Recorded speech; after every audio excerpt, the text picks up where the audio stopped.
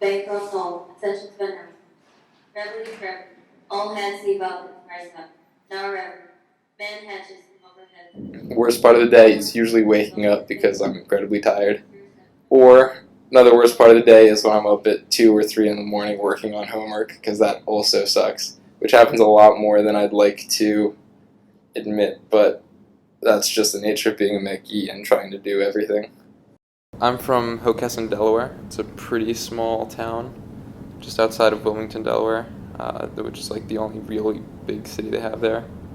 I'm a mechanical engineering major here at the Naval Academy, and I guess like biggest time commitment I have currently is track and field, which is a big part of my life right now.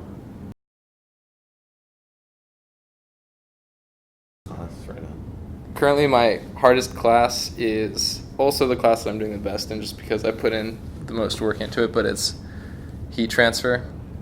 A lot of what goes into heat transfer, like the three main topics are conduction, convection, radiation. So the lab this morning was in material sciences, and what we were doing is measuring the electropotential of different materials. So the application for this, the reason this is important is because on boats, Navy ships, cars even, anything that is an environment where corrosion is likely, there are sacrificial anodes that can be put on either the vehicle or any object so that that sacrificial anode will corrode instead of the whole structure.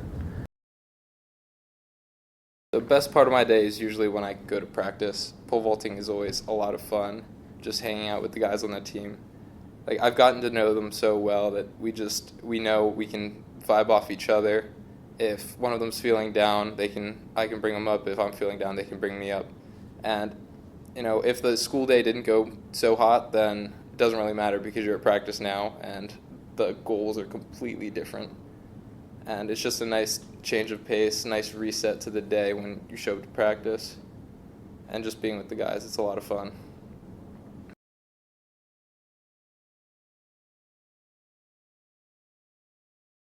With track and field, there's always just the drive to win, and I've always felt that since I was little. Like, I've always been really competitive, and track and field has been like an outlet for that for me, so I've enjoyed that a lot.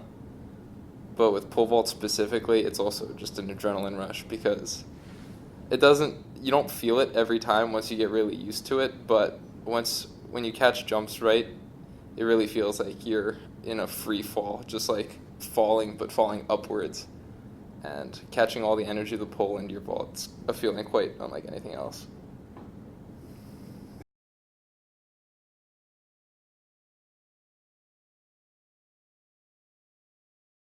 The capstone project we're working on is deorbiting space debris. So currently the problem in space is that there's a bunch of debris floating around because of defunct satellites and just failed missions or missions that succeeded but left debris up in space. And the problem with having a bunch of debris up in space is there's something called the Kessler syndrome. As debris collides with other debris, it makes more debris, and it's essentially exponential growth of debris in orbit. And the problem with this is it'll quickly render space unusable within a span of a couple hundred years if we just let this to continue cycling. But which we will have to do eventually, if we develop devices that can go up and remove debris, there's a bunch of different ways people have come up to do this. If we develop something that can pull the debris out of space, then we'll be able to use space more, and it'll get cleaned up, which is important. So what are you doing?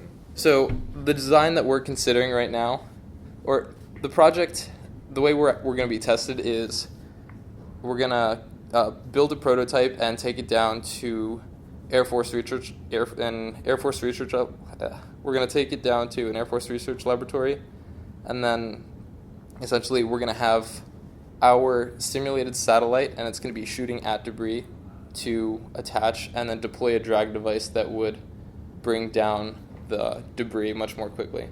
So because there's some small amount of air up in space, if you increase the surface area of the debris significantly, then you can bring that debris out of space a lot quicker.